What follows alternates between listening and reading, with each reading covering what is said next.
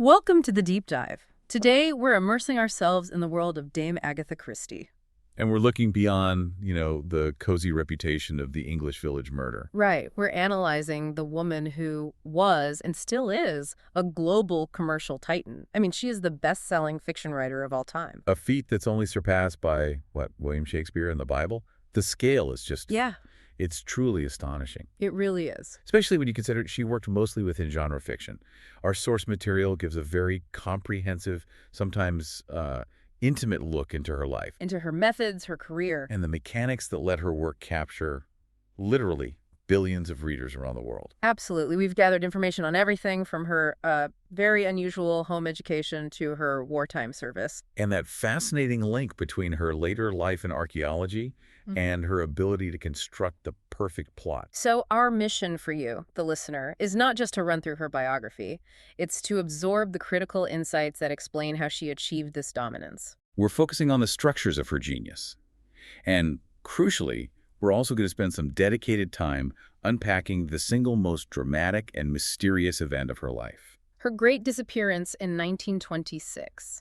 Okay, let's unpack this and start with the genesis of the Queen of Crime. So Agatha Mary Clarissa Miller was born in 1890 in Torquay, Devon. And this was into a wealthy, upper-middle-class family. Yes, and perhaps importantly, a cosmopolitan one. Her father was an American expatriate, and her mother, Clara, was English. So this environment gave her a stable, comfortable foundation. But her early education was anything but conventional. Not at all. That's a key detail. She was largely homeschooled, which was, a bit odd for her family's social standing at the time. And her mother had some very specific ideas about her learning. She did. Clara had this rather curious belief that Agatha shouldn't be taught to read until she was 8 years old. It's like a moment of literary rebellion before her career even started. It really was. The sources suggest this rule was meant to sort of nurture her imagination, but it completely backfired. How so? Well, just driven by her own intense curiosity, Christie was teaching herself to read by the age of 4. Wow. So that early self-directed appetite for learning is critical. It is. She didn't just passively read. She devoured authors like Edith Nesbit, Edward Lear, Lewis Carroll. She was absorbing narrative structures and, interestingly, also developed a real love for arithmetic and music. But that secure foundation of her childhood, it didn't last. No, it shattered pretty early on. In 1901, when she was just 11, her father died. And this was a critical turning point. A huge one. While the family was still considered well off, his death exposed these underlying financial problems. And the sources note it really marked a sharp decline in their stability. That kind of shift from security to financial strain must have colored her view of the world. You can see it in her work, money and inheritance. They so often become the central pragmatic motive for murder in her novels. Right. But despite the financial pressure, her mother still made sure she got some sort of finishing school education. This included time in Paris, didn't it? Yes, in Parisian pensionnats or boarding schools. The focus there was rigorous training in voice and piano. And she actually pursued a professional performing career for a while, right? Which seems completely at odds with her later reputation as this quiet, private writer. She did, for a time, but it wasn't to be. She eventually gave up that ambition. Why was that? The sources are pretty candid about it. She lacked both the temperament for the stage and, frankly, the exceptional level of talent needed to be a professional musician. It was a disappointment, but it cleared the path for her true calling. It's fascinating how often a change of path like that forces a great artist into their destined career. And her early writing attempts had nothing to do with crime. Right, she was just experimenting. Yes. She wrote her first short story, The House of Beauty, which dealt with these dark, almost gothic themes of madness and dreams. And a novel set in Cairo. That's right, Snow Upon the Desert. Both were rejected multiple times when she submitted them under pseudonyms. This is a tough start. But the real catalyst for her career wasn't some artistic awakening. It was a geopolitical catastrophe. World War I. Yeah. Exactly.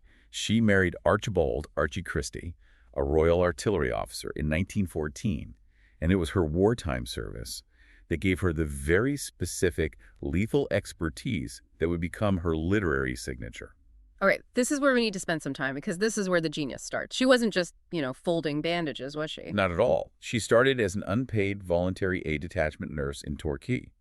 She put in over 3,400 hours of service, which shows incredible commitment. But the crucial move came later. Yes, in 1917, she qualified as an apothecary's assistant, Okay. basically a pharmacist's dispenser. She was hands-on with dangerous substances for, pretty modest pay. So we're talking about real, practical, sustained experience handling high-grade chemicals and medicines. Which included poisons. Precisely. And this gave her a deep, technical, and clinically accurate knowledge of toxicology. She knew everything. Dosages, symptoms, latency periods, and, most importantly for a writer, the untraceable nature of many poisons. And this knowledge became her defining element. It's her signature. It features in well over half of her novels, starting right away with the murder in the mysterious affair at Styles. It let her build plots that were medically plausible, but incredibly difficult for the fictional police to solve. So, armed with this deadly toolkit, she wrote The Mysterious Affair at Styles in 1916. Tell us about the birth of Hercule Poirot. Poirot was inspired directly by the Belgian refugees she saw in Torquay during the war. She envisioned him as this meticulous, almost fastidious detective. Exactly, famously described with magnificent mustaches and a head exactly the shape of an egg. He was a completely new type of detective for English fiction, an exiled foreigner relying on psychology, not just physical clues. The book was accepted, but the contract was notoriously bad. It was a huge misstep, and one she learned from painfully. Her first publisher, the Bodley Head. The agreement was, well, exploitative. What was so bad about it? It locked her into her next 5 books with them. And crucially, they kept the subsidiary rights, including the very lucrative American rights. She got exceptionally poor royalty rates. So she made very little money from her initial success. Almost nothing. It forced her, later in life, to become an incredibly shrewd negotiator about her own intellectual property. That explains her later mastery of her theatrical rights. After Poirot, she introduced another detective team. She did. The Secret Adversary in 1922 introduced Tommy and Tuppence Beresford. Young, adventurous. And it earned her a modest £50, still not exactly getting rich. No, but it was establishing her as a writer with range. And before she settled into the life of a major novelist, she had this fascinating global adventure that, again, just contradicts that image of the staid English author. In 1922, she and Archie joined a 10-month around-the-world promotional tour for the British Empire exhibition. This took them everywhere. South Africa, Australia, New Zealand, Hawaii, Canada. It's where she first encountered these truly exotic locations that would later feature so heavily in her work. But the truly surprising detail for me is what happened in Hawaii. It's a wonderful, humanizing detail. They were introduced to surfing. Standing up. Yes. After trying it prone in South Africa, they went to Waikiki and became among the first known Britons to successfully surf standing up. They were so captivated by it, they extended their stay by 3 months just to practice. That is real dedication. It takes immense core strength and balance. She didn't just try it, she committed to it. She wasn't casual about anything she enjoyed. She later called surfing one of the most perfect physical pleasures I have known. It just paints a picture of a woman far more dynamic and adventurous than the one we usually imagine. We now turn to the event that remains the single biggest real-life mystery of her existence, the disappearance of 1926. This was a period of intense emotional distress, so we should approach it with care. Absolutely. The context is crucial. Christie was already navigating a deep depression. Her mother, Clarissa, had died in April 1926, and she was struggling profoundly with that grief. And her marriage to Archie was also falling apart. Yes. The immediate trigger came in August 1926, when Archie told her he wanted a divorce. He'd fallen in love with a younger woman named Nancy Neal, who was a friend of the man who led their world tour. Yes. So the stability she had known was just completely gone. The final dramatic night was December 3rd, 1926. The couple had a sharp quarrel. Late that evening, Christie disappeared from their home, which they had, with some irony, named Styles. After her first novel. And she left no note, no explanation. It launched one of the most famous manhunts in British history. The investigation started the next morning with a shocking discovery. Her car, a Morris Cowley, was found abandoned in Surrey above a chalk quarry. Inside, they found her expired driving license and some clothes. And the location immediately fueled some terrible speculation. It did. People immediately feared she'd taken her own life, and the search focused on a nearby beauty spot, the silent pool, thinking she might have drowned herself. The press went into an absolute frenzy. It became an international headline event. It even made the front page of the New York Times. A private tragedy turned into a public spectacle. The scale of the search itself was just extraordinary for the time. It was a massive mobilization. Over 1,000 police officers, 15,000 civilian volunteers, and even several airplanes were deployed to search the area. The entire nation seemed to be involved. And even famous figures got involved in some strange ways. Exactly. Sir Arthur Conan Doyle, a keen believer in spiritualism, took one of her gloves to a spirit medium to try and get a clue to her location. It just shows the level of desperation to solve the mystery. So after 11 days of this frantic searching, she was found on December 14th. She was located 184 miles north of her home at a spa hotel in Harrogate, Yorkshire. A musician at the hotel recognized her from the newspaper reports and called the police. And the details of her registration there are perhaps the most cryptic part of the whole affair. They're deeply revealing. She had checked in as Mrs. Tressa Neal, using the exact surname of her husband's lover, and said she was from Cape Town, SA. And she'd just been acting like a normal guest. Reading, playing the piano. Once she was found, her family immediately shielded her from the public. So once she was safe, the question became, what was the medical explanation for this? The official finding from 2 doctors was a diagnosis of an unquestionable, genuine loss of memory. A fugue state. That's the usual interpretation. A dissociative fugue state, a rare condition linked to severe trauma where a person can wander off and even assume a new temporary identity. But that finding didn't satisfy everyone. Biographers are still split on what really happened. There are 3 main theories, right? That's right. The first theory sticks to the diagnosis, a genuine trauma-induced dissociative fugue. The evidence is the intense grief, the shock of the divorce, and the fact that she used the lover's name. Suggesting some kind of deep psychological conflict. Exactly. A literal flight from her identity. The second theory is much more cynical. It suggests she planned the event, maybe to embarrass Archie, or even to make it look like he'd harmed her. Proponents of this point to the use of Nancy Neal's name as being too specific for a true fugue state. But if that's true, she must have severely underestimated the public reaction. The international melodrama. Yes. Which brings us to the third theory. A kind of middle ground. Championed by her biographer, Laura Thompson. It suggests she had a nervous breakdown, that she was conscious, but not in emotional control. She wasn't plotting. She was just collapsing under the emotional weight of it all. And regardless of the cause, the public reaction was quite hostile, wasn't it? It was devastating for her. Many suspected it was a publicity stunt or an attempt to frame Archie. The fact she was found safe in a spa hotel, it just undercut a lot of public sympathy. What's most revealing about the toll this took is the silence she maintained afterwards. It speaks volumes. In her autobiography, which is incredibly detailed, she makes absolutely no mention of the disappearance. None at all. Which just shows how painful and humiliating that period must have been. It does. She got a divorce in 1928, but she very shrewdly kept the Christie surname for her writing career. She understood the brand she had already built. After the crisis and the divorce, Christie consciously chose to rebuild her life through travel. She needed that change of scene, a break from England. In 1928, she took the Orient Express to Istanbul and then on to Baghdad. A journey that would prove very fruitful for future plots. Immensely. And on a later trip, she met her enduring partner, Max Mallowan. An archaeologist. Yes, she met him in 1930 on a dig in Iraq. He was 13 years her junior, but they shared this deep intellectual connection. They married later that year, and it was a true-life partnership that lasted until her death.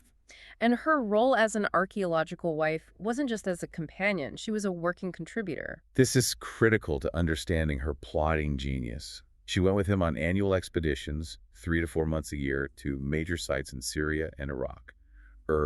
Nineveh, Nimrud. And she wasn't just sitting in the shade. Not at all. She was an indispensable part of the team. She took detailed photographic records, developed them, cleaned and recorded delicate artifacts. She developed a particular skill in restoring ceramics. And think about that work. She would take thousands of shattered fragments of ancient pottery and meticulously piece them back together to reconstruct the original object. That sounds exactly like her literary method. Precisely. It's a direct link. Her skill in piecing together shattered ceramics, finding patterns in fragments, it perfectly mirrors her process of piecing together a shattered narrative, a murder mystery, from seemingly unrelated clues.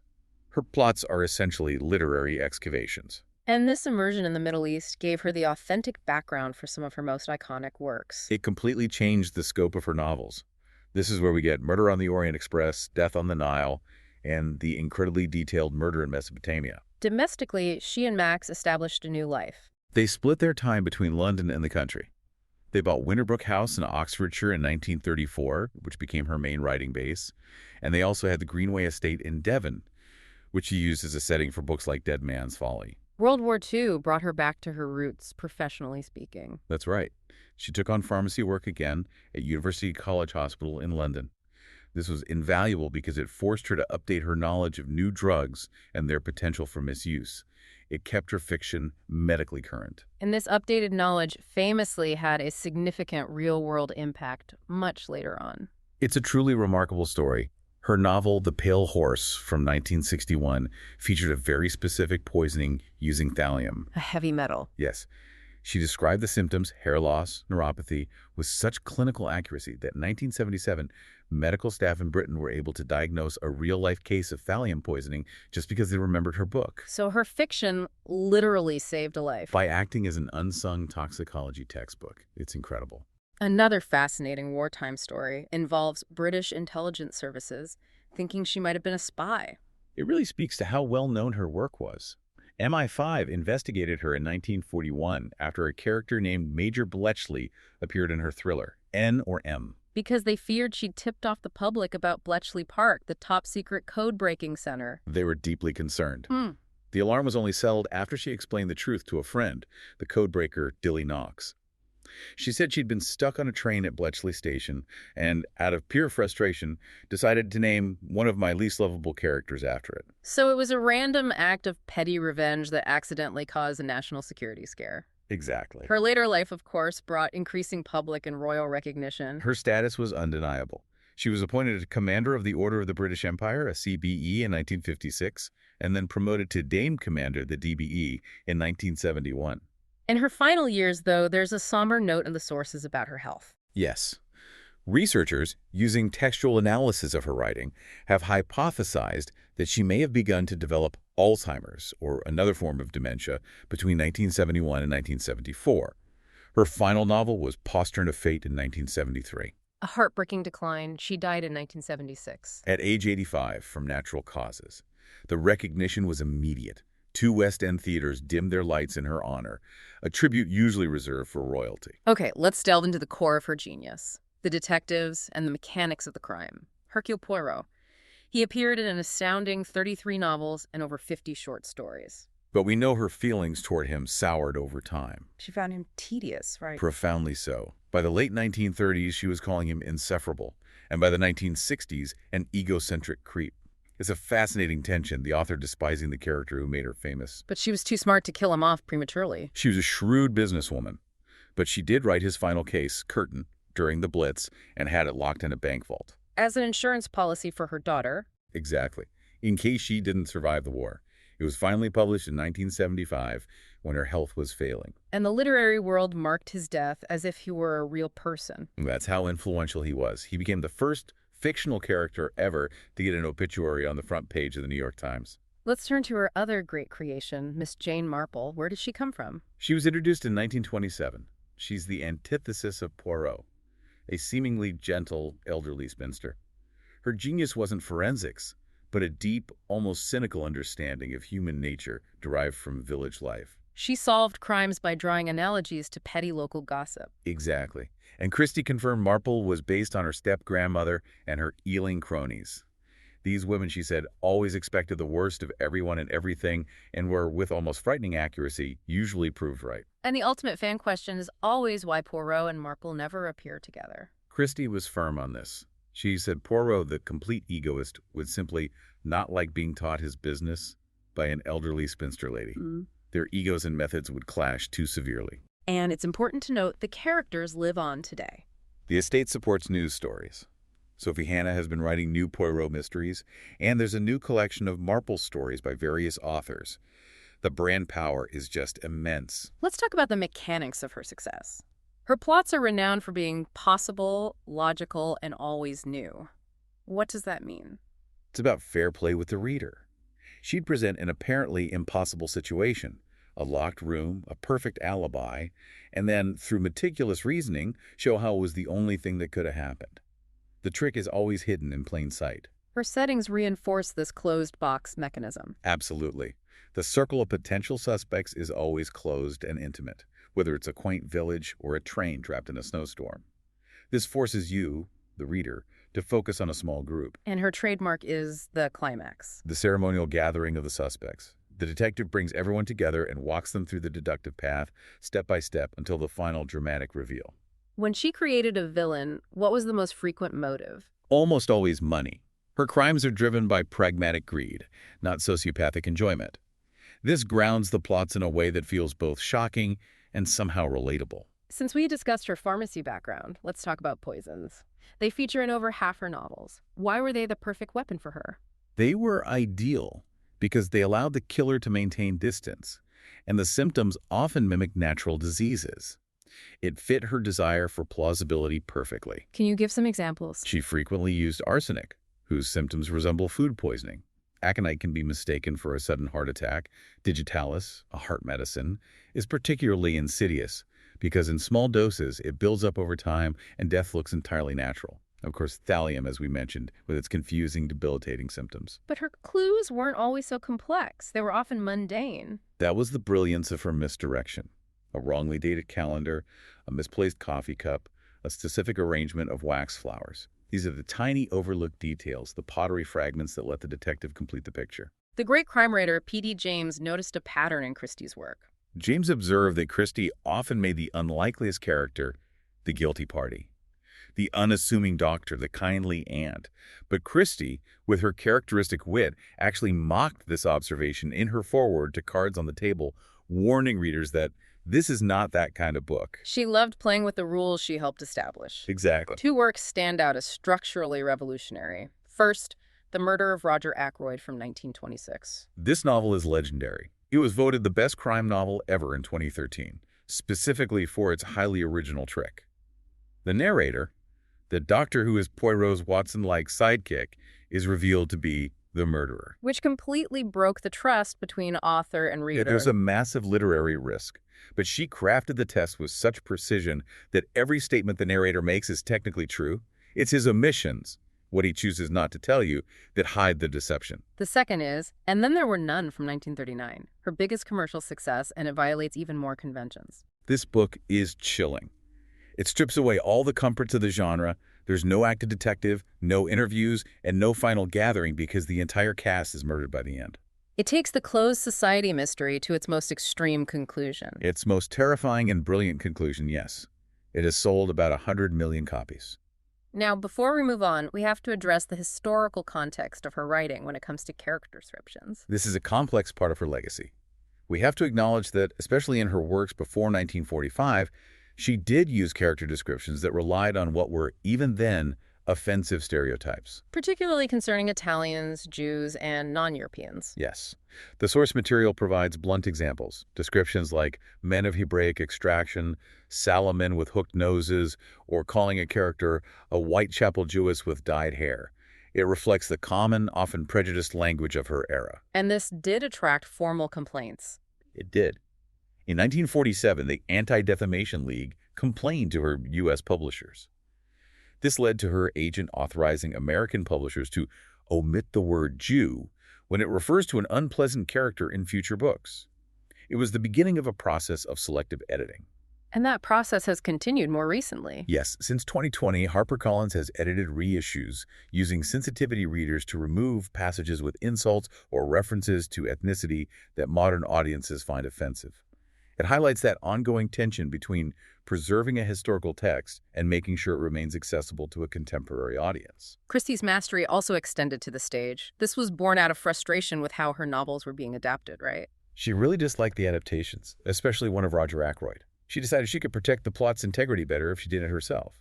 Her first original play, Black Coffee, premiered in 1930. But the undisputed theatrical champion is, of course, The Mousetrap. The Mousetrap premiered in 1952, and in a classic piece of understatement, Christie herself thought it would run for no more than 8 months. She could not have been more wrong. Not even close. It holds the world record for the longest initial run of any play in history. By 2018, it has staged its 27,500th performance. It's a piece of British cultural infrastructure. And she achieved a unique status in the 1950s. She became the first female playwright to have three plays running simultaneously in London's West End: The Mousetrap, Witness for the Prosecution, and Spider's Web. She also published 6 non-mystery novels under a completely separate identity. Tell us about Mary Westmacott. Mary Westmacott was her carefully guarded pseudonym.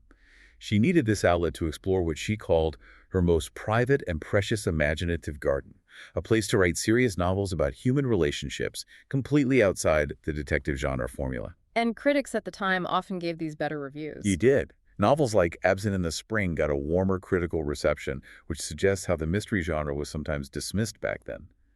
Her identity was kept secret for years until a journalist revealed it in 1949. Finally, we should touch on the literary quality of her titles. She was constantly referencing canonical works. This elevates her work. She drew titles from Shakespeare, like Sad Cypress, the Bible with Evil Under the Sun, and poets like Tennyson and T.S. Eliot. And there's also that juxtaposition of innocence and horror in her use of nursery rhymes. That is a hallmark of her genius. Her writing is like a modern fairy story for grown-up children. Titles like A Pocket Full of Rye or Hickory Dickory Dock use that unsettling contrast to immediately signal a dark, ritualistic framework for the crime. So let's summarize the immense scale of her global legacy. The numbers become almost unbelievable. She is, by any metric, an international icon. UNESCO lists her as the most translated individual author in the world. And that reach translates into staggering sales. More than 2 billion copies sold across 44 languages.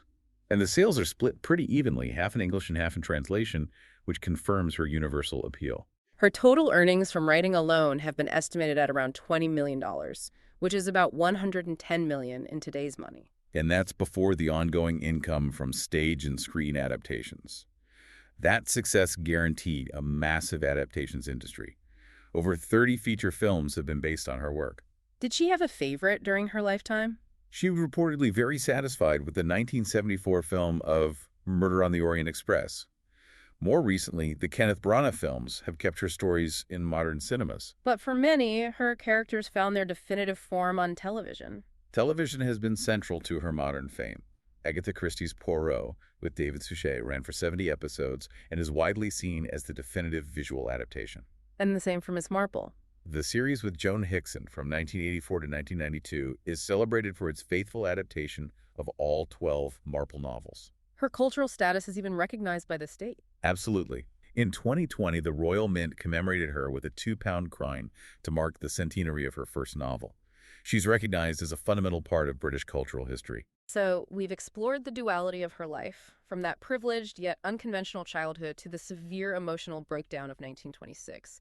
We've traced her genius for crime through her mastery of toxicology and her global legacy, and we've seen how her meticulous plotting made the impossible plausible. And if we connect all these elements, what stands out is not just her invention, but her rigorous commitment to structure, pattern recognition, and careful preparation.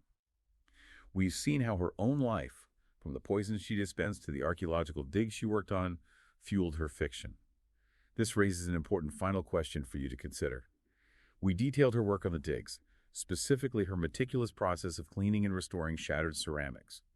How did that very real, tangible experience, the painstaking reconstruction of broken fragments of distant history, not just inform, but fundamentally define her ability to reconstruct a perfect crime in reverse? It suggests that her greatest skill was not plotting murder, but performing the literary equivalent of an expert archaeological excavation, taking the scattered, seemingly meaningless fragments of human malice and reconstructing the precise, elegant truth of what happened.